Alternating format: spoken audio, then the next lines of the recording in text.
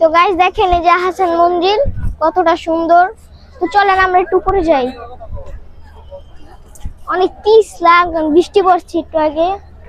আমরা এখন একেবারে ভিতরে যাব।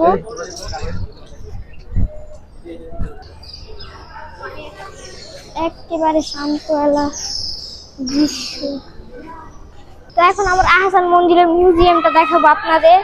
প্রথমে ঢুকতে আমরা খাবারের টেবিল দেখলাম, কিন্তু এখানে হাত দেওয়া নিষেধ।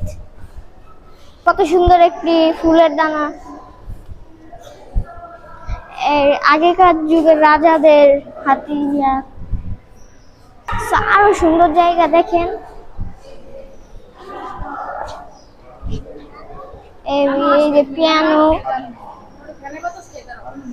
থার্মোমি, এটা হলো থার্মোমি। তারপরে চেয়ার, সোফা, কত সুন্দর আয়না আছে। এই আগেকার যুগের রাজাদের চেয়ার, সৈন্যদের এবং মন্ত্রীদের চেয়ার।